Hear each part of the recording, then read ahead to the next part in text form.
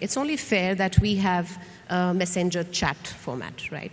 So I'm going to send a few questions your way, and they're going to be brief, and I would expect you to answer them as briefly. The only condition being that you cannot answer like a chatbot. You can't give me templatized one-sentence answers, you know, so you have to give me a... Can I just use emojis? No.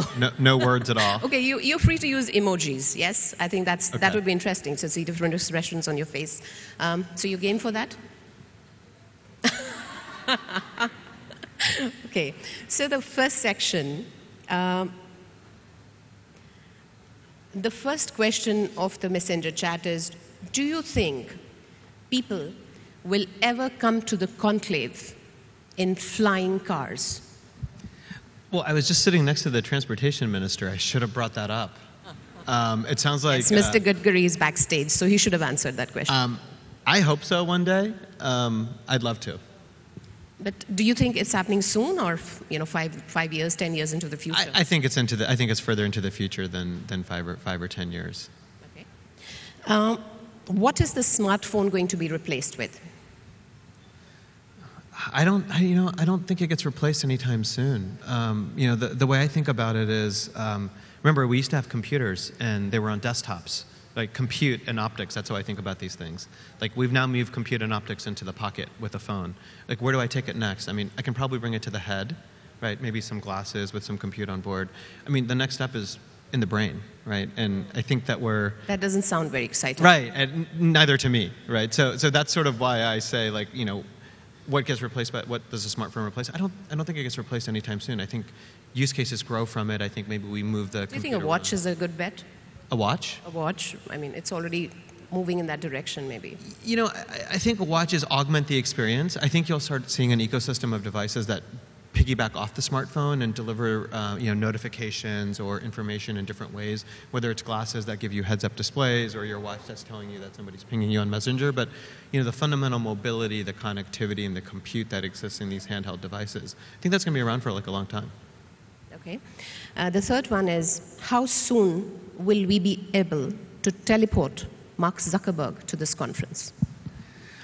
I think it depends on what you mean by teleport, right? In some ways, we could do that today, right? I could call him on Messenger now. He probably wouldn't be very happy given the time in the States. But we could call him on Messenger, we could set him up, and he'd be here. That'd be some version of presence already, right? You can go a step further where you could put on a VR headset, right? And some of the technology that we're working on evolving is, today we could sit here, you and I could put on a headset, Mark could have his headset on in California. We'd all have our avatars, but you could see facial movements and expressions, things that draw you in, things that make you feel like you're with somebody, even though they look cartoonish. Over time, how do I put a 360 camera in his house so that it feels like we can actually see him, we're seeing the contours of his body, et cetera. And then, I think the ultimate thing, which I would love, by the way, if you're thinking about teleportation, Star Trek style, where I take atoms and I just distribute them throughout the universe in some random fashion, as opposed to getting on a plane. Very scary. I don't want my atoms to be mixed up, but well, maybe that's that one I would love. I mean, given the jet lag that I'm battling now and the time it takes to get around the world, I think being able to move your atoms around in a rapid fashion in a safe way, that's not bad. Will the screen, the way we know it today, be dead? I think it depends on how you think about the screen.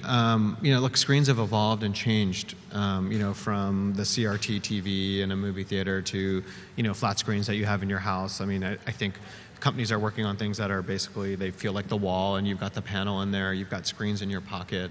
You may have screens on your face if we're putting on glasses. But fundamentally, I think again, until you tap into an optic nerve and directly change what's happening, like screens are going to be around. I think what people do on them, how they do things on them, what they do on them will vary based on sort of screen size or dimension.